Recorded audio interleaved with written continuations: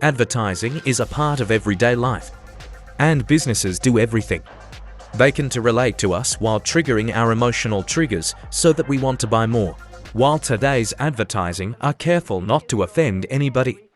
Advertisements from a few decades back were not concerned with such things.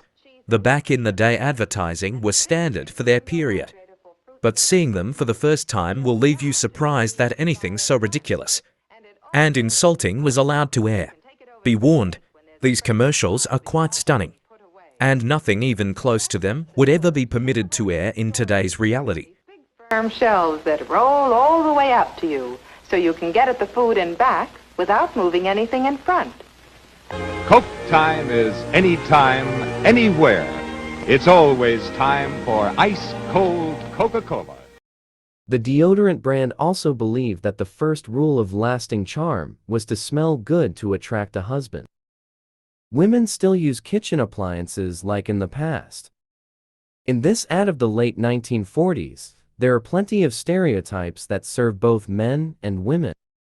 For instance, women had no other place to work other than the kitchen. And the ad also openly points out men are not capable of cooking themselves. This vintage ad from 1959 is a perfect example of how companies used attractive people to promote their products. Although the company was advertising a color projector slide, the content of the ad is questionable. Airlines focused on their flight attendants, in hopes that the ladies would help sell the tickets.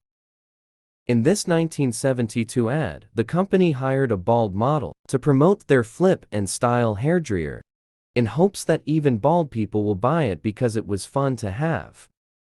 The ad shamelessly mentions that a mistress is around the corner if wives don't get rid of morning mouth. The ad warns that not using their breath mints is a big mistake, because the next attractive woman he meets is going to take their place. This ad latched onto the stereotype that a woman can't be a good driver and they need things to be simplified for them. What this poster is inferring is that infidelity is quite a common thing for a man to do, and it could happen to any woman if they don't fix their bad breath. It is because if they don't do it, their lovely and funny husband will be kissing some other lady.